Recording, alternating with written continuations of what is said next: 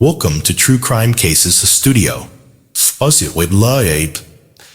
where we delve into the darkest corners of human nature. Today's episode unravels, a tale of wife murdered after discovering husband's secret life, and tragic murder in the picturesque town of Willowbrook, nestled in the rolling hills of upstate New York. Life seemed to move at a gentler pace than the bustling cities just a few hours south. Three-lined streets boasted beautiful Victorian homes, their wraparound porches inviting neighbors to sit and chat on warm summer evenings. At the heart of this idyllic community stood the Carson family home, a stunning three-case Queen Anne-style house that was the envy of the neighborhood. The Carsons were the epitome of the American dream. Richard Carson, 46, was the CEO of a successful tech startup that had recently gone public, making him one of the wealthiest residents in Willowbrook. His wife, Deborah Carson, 43, was a beloved high school English teacher, known for her passion for literature and her ability to inspire even the most reluctant student their children. Mason, 17, and Cheryl, 14, were bright, well-mannered, and active in various school and community activities. To their friends and neighbors, the Carsons appeared to have it all. Richard was admired for his business acumen and his generous contributions to local charities. His salt and pepper hair and striking blue eyes gave him a distinguished appearance, demanded respect in both boardrooms and social gatherings. Deborah, with her warm brown eyes and contagious laugh, was a favorite among her students and colleagues. Her long chestnut hair and elegant style made her stand out at school functions and town events. Carson children were equally impressive. Mason was a star athlete on the school's lacrosse team and had his sights set on an Ivy League education. Cheryl was a gifted artist, her paintings already garnering attention from local galleries. The family was active in the community, regularly volunteering at the local animal shelter and organizing fundraisers for the town's historical society. However, beneath this veneer of perfection, a storm was brewing that would soon shatter the illusion of the Carsons' idyllic life and send shockwaves through the tight-knit community of Willowbrook. The morning of June 15th, 2024 began like any other in the Carson household. Deborah woke early to prepare breakfast for the family before heading to school for a faculty meeting. Richard, having just returned from a late-night conference call with investors in Asia, was still asleep.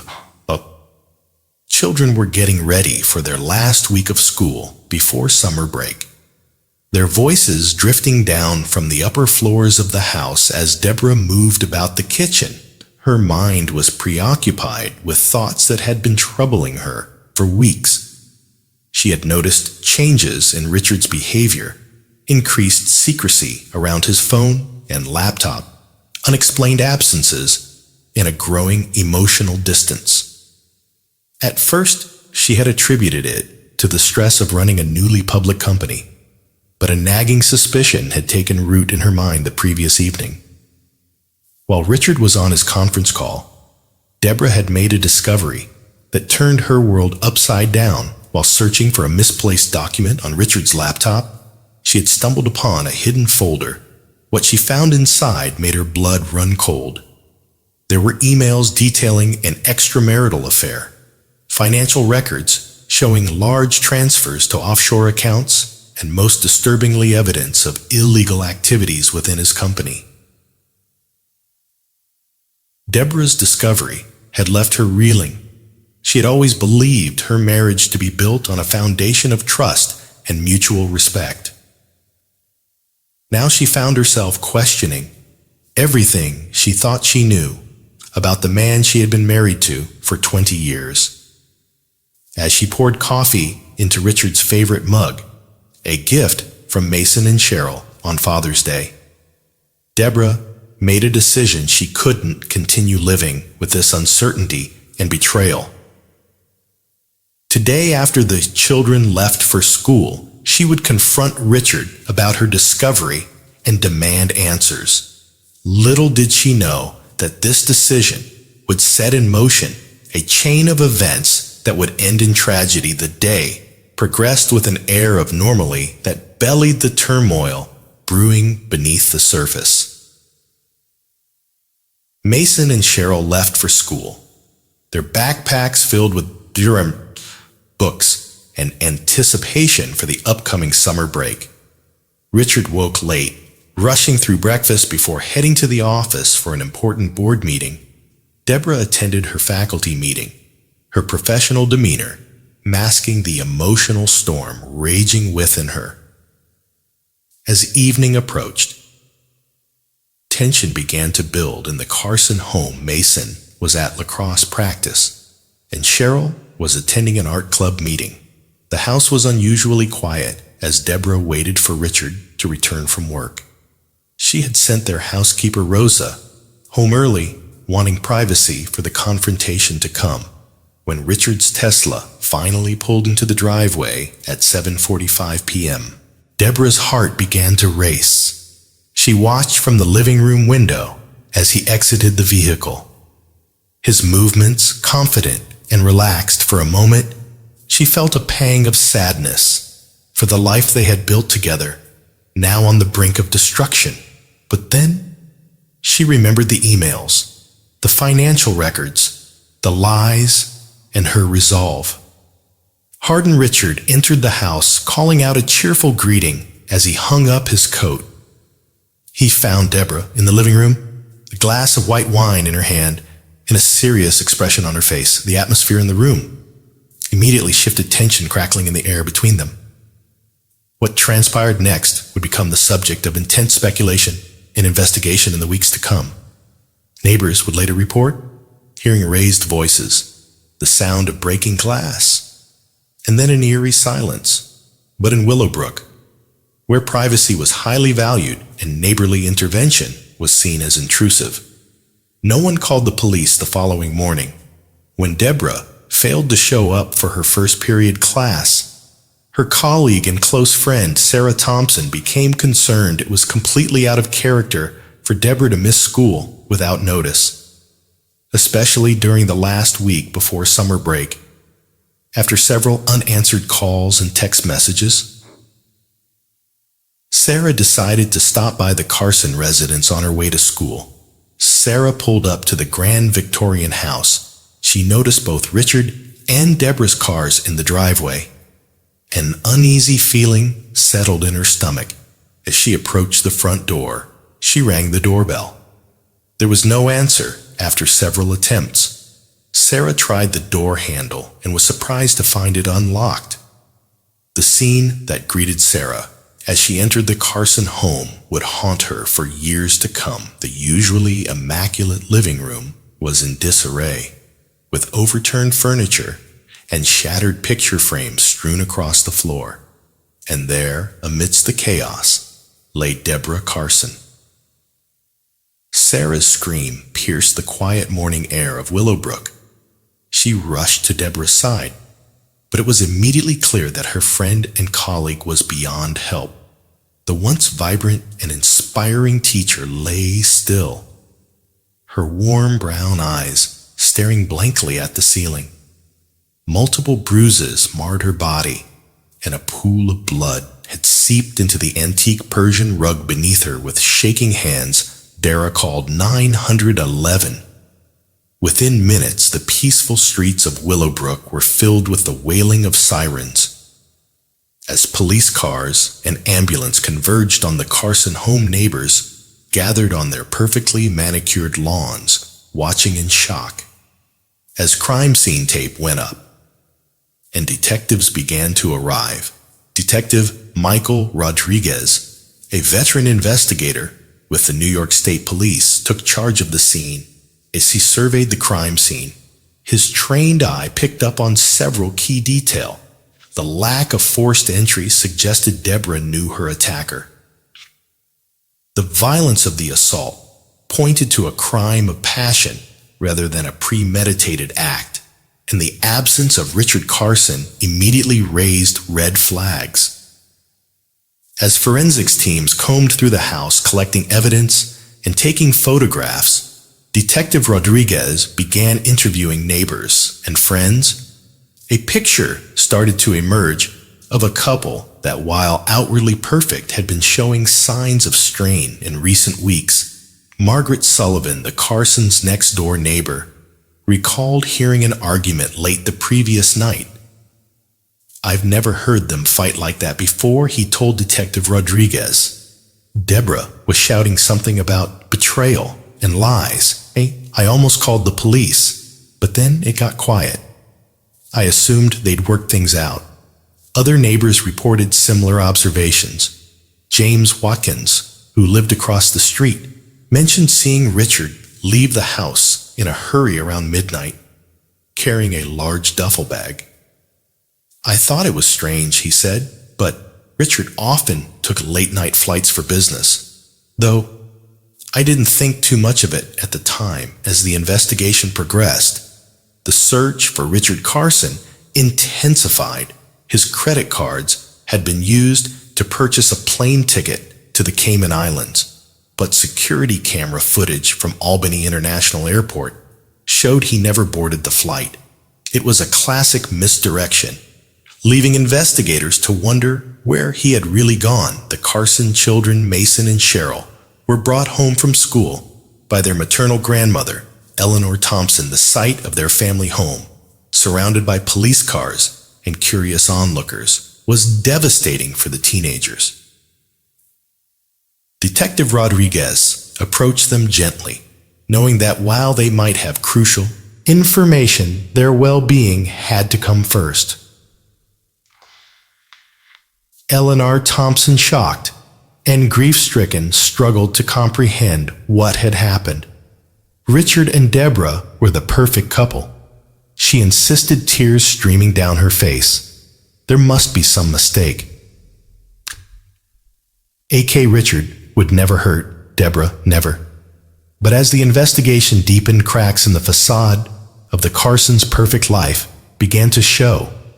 Financial records revealed discrepancies that hinted at a hidden accounts, and unexplained income. Interviews with Richard's colleagues at his tech company painted a picture of a man who was brilliant but increasingly paranoid and secretive. One of Richard's employees, a software engineer named Alex Chen, reluctantly shared information that proved crucial to the investigation. Richard had been acting strange lately. Alex admitted, his eyes downcast, he would have us work on projects that didn't seem to align with our company's goals. When I questioned him about it, he became defensive and threatened to fire me. I didn't want to lose my job, so I kept quiet. As days turned into weeks, the case captivated not just Willowbrook, but the entire state of New York. Local and national news stations ran nightly updates on the search for Richard Carson, and true crime enthusiasts across the country followed the case with morbid fascination. The Carson children, meanwhile, were caught in a maelstrom of confusion and grief.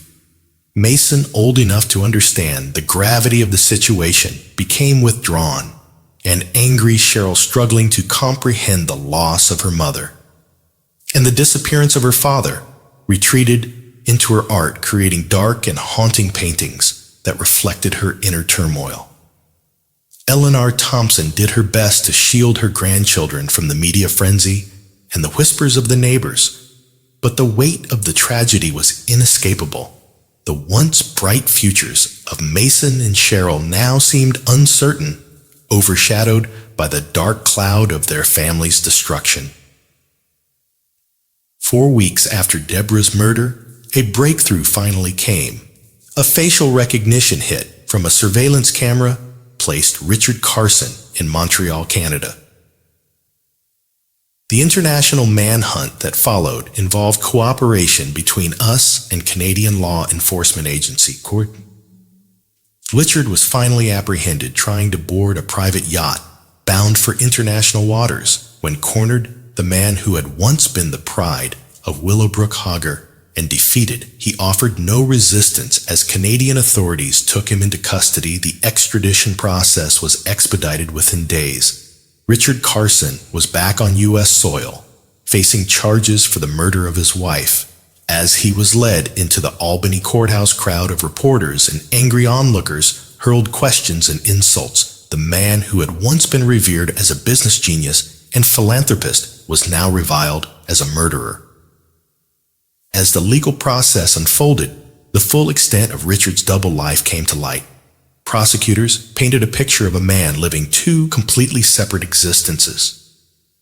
A distance by day, he was the successful CEO and devoted family man. By night, he was deeply involved in a web of corporate fraud, money laundering, and infidelity that spanned the globe. Prosecution theorized that when Deborah confronted Richard with her discovery of his hidden activities, he realized his carefully constructed world was about to crumble. In a moment of panic and rage, he had lashed out, silencing the one person who could expose his lies. Richard's defense team attempted to paint Deborah's death as a tragic accident, result of a heated argument that had spiraled out of control, but the evidence was overwhelming the brutality of the attack. Richard's attempted flight and the mountain of evidence pointing to his secret life left little room for doubt. After a highly publicized trial that lasted 6 weeks, the jury took less than 10 hours to reach a verdict. Richard Carson was found guilty of first-degree murder and sentenced to life in prison without the possibility of parole. As Richard was led away from the courtroom, Idara's parents, Eleanor and George Thompson, held each other, tears streaming down their faces. They had lost a daughter and now watched as the man they had welcomed into their family was condemned to spend the rest of his life behind bars. The aftermath of the trial left the community of Willowbrook reeling. A place that had once seemed like a safe haven now felt tainted. Neighbors looked at each other with suspicion, wondering what secrets might be hiding behind other perfectly manicured lawns and gleaming luxury for Mason and Cheryl Carson Road ahead was long and difficult. They had lost both parents in the most traumatic way possible. Eleanor and George Thompson took custody of their grandchildren, vowing to give them as normal a life as possible.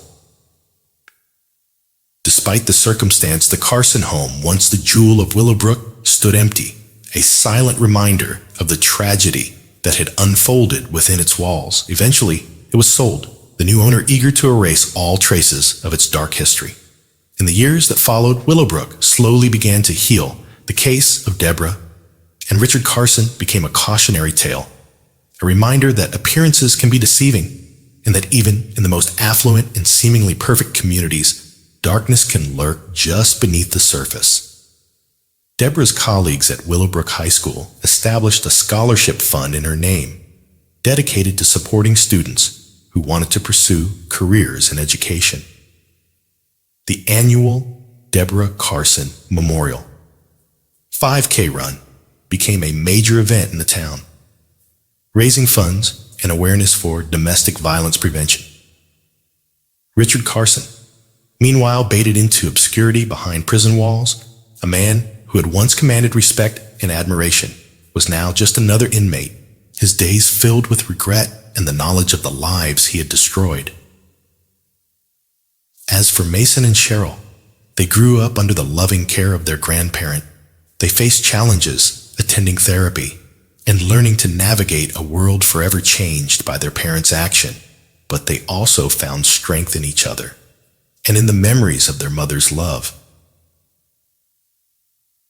Mason, driven by a desire to make a positive impact in the world, eventually pursued a career in environmental law. He dedicated his life to holding corporations accountable for their actions, ensuring that so that others wouldn't suffer, as his family had, due to corporate greed and deceit. Cheryl found solace in her art, her talent evolving into a profound ability to capture complex emotions on canvas. Her paintings, often exploring themes of loss, redemption, and resilience, gained recognition in the art world. She used her platform to raise awareness about the impact of domestic violence on children and families. Case of Deborah Carson's murder served as a wake-up call. For many, it sparked conversations about the nature of trust, the secrets we keep, and the importance of looking beyond the surface of seemingly perfect lives. In Willowbrook and beyond, people began to question the value they placed on appearances, recognizing that true happiness and security come from genuine connections and honesty. Years later, Detective Michael Rodriguez would reflect on the case that had changed his career and his perspective on human nature. The Carson case taught me that you can never really know what's going on behind closed doors, he mused. It's a reminder to be vigilant, to look out for one another, to never take relationships for granted. As time passed, the shock of the Carson tragedy faded. Its impact lingered. Willowbrook would never be quite the same idyllic town it once was. But perhaps in losing its innocence, the community had gained something valuable, a deeper understanding of the complexities of human nature and the importance of genuine connections over superficial perfection.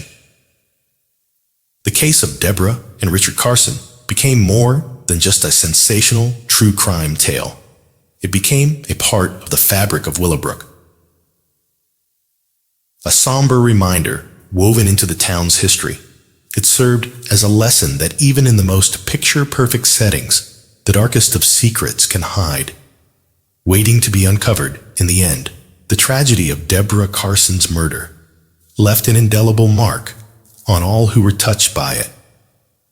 It was a stark reminder that life can change in an instant, that trust is precious and fragile, and that the facades we present to the world may hide truths we never imagined. The quiet streets of Willowbrook would never forget the summer when their peaceful existence was shattered, and a community learned that sometimes the greatest dangers lie not in the unknown, but in what we think we know all too well.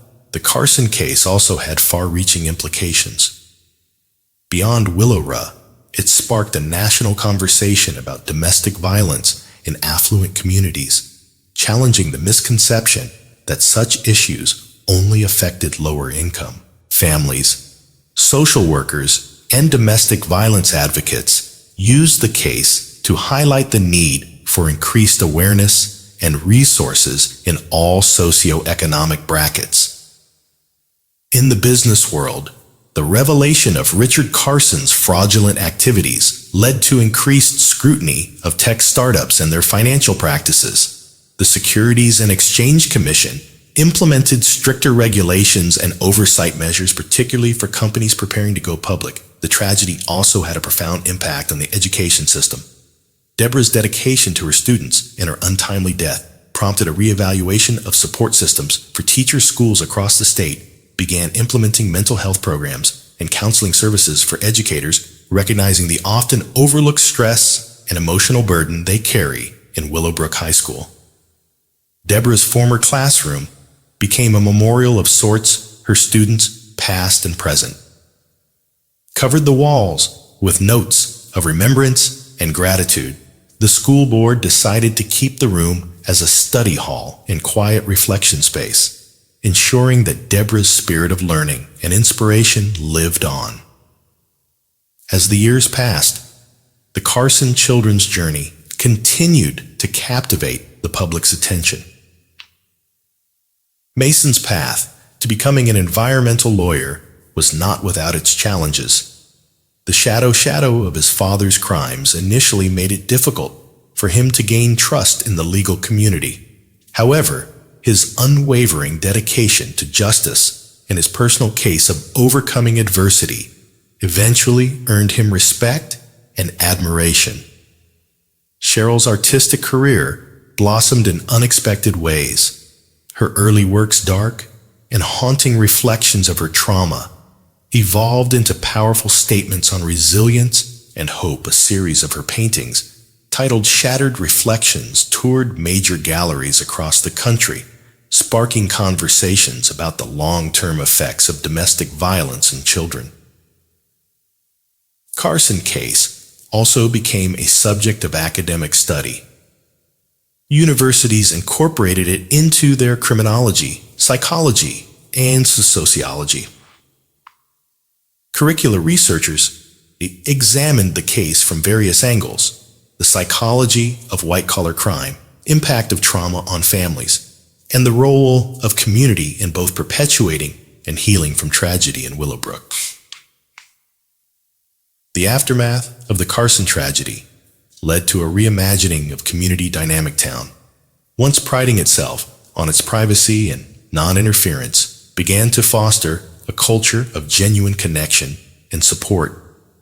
Annual block parties, community forums, and support groups sprang up, encouraging neighbors to look out for one another in meaningful ways. The tech company that Richard Carson had built and nearly destroyed underwent a complete transformation under new leadership.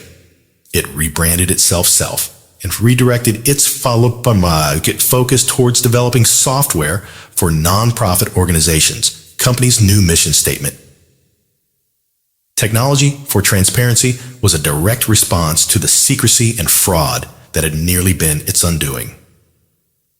Eleanor and George Thompson, who had taken on the unexpected role of raising their teenage grandchildren, became advocates for grandparents' rights and support. They started a support group for grandparents raising grandchildren due to tragic circumstances, which quickly spread to neighboring towns and eventually became a statewide network detective. Michael Rodriguez, deeply affected by the Carson case, became a sought-after speaker on domestic violence awareness. He traveled to police departments across the country, sharing insights from the case and emphasizing the importance of looking beyond appearances in domestic disturbance calls. The media's role in the Carson case also came under scrutiny. Journalism schools used the coverage as a case study in responsible reporting on domestic violence and white-collar crime.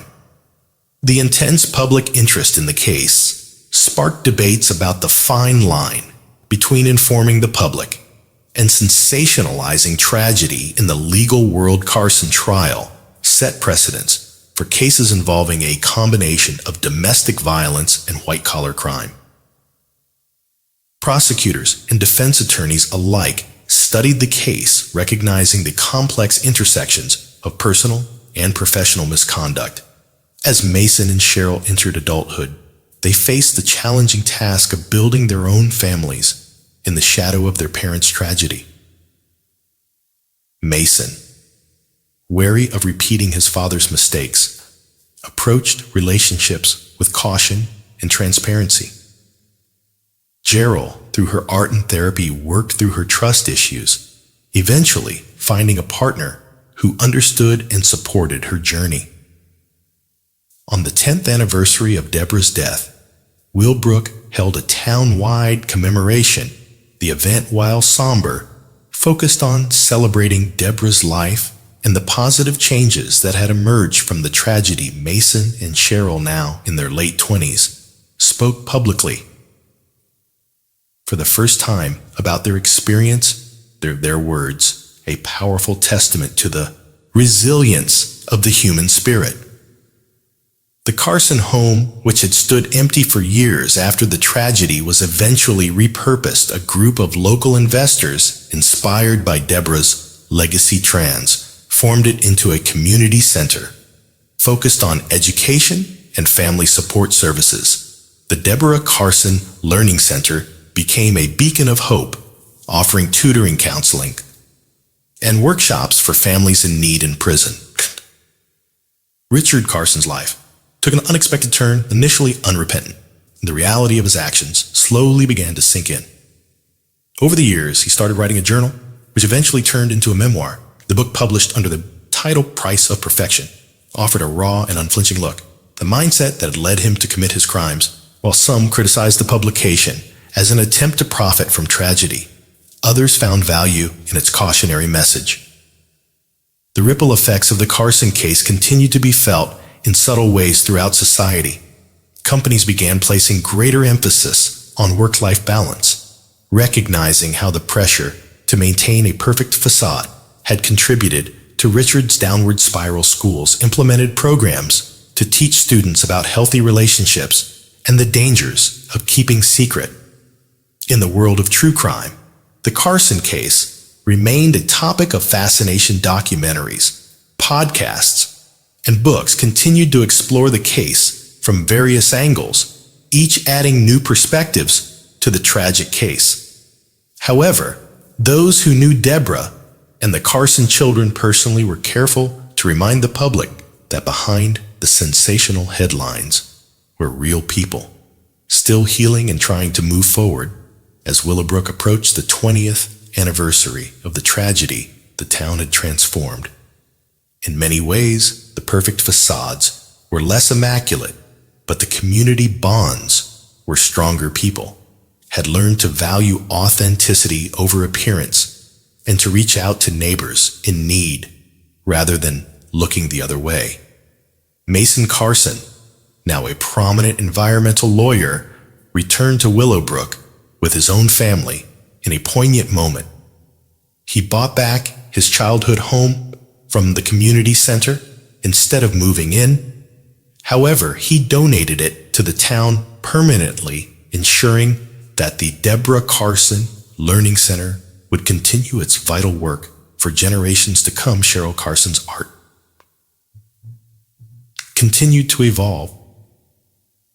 Rel later works exploring themes of forgiveness and healing. A piece titled Reflections of Grace, featuring abstract representations of her family, including her father, was acquired by the National Gallery of Art Testament. Her journey and her ability to transform pain into beauty. Carson case. Once a shocking anomaly, become a part of Willowbrook's identity. It was a reminder of the darkness that can lurk behind closed doors, but also of the light that can emerge from even the deepest tragedy. The town's ability to heal, to learn, and to grow from. The experience became a model for other communities facing their own challenges. As the sun set on another day in Willowbrook town, stood as a testament to the complexity of human nature, the strength of community, and the enduring power of hope. Tragedy that had once threatened to tear it apart had in many ways brought it closer together. The legacy of Deborah Carson, a teacher whose final lesson was perhaps her most profound, continued to shape the town and its people. Reminder that from great darkness and come great light.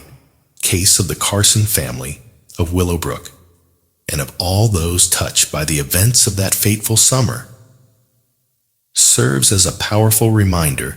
It reminds us to look beyond the surface, to value genuine connections over perfect appearances, and to never take for granted the relationships we hold dear, where in the end, it is not the facade we present to the world that defines us, the truth of who we are and how we treat those around us.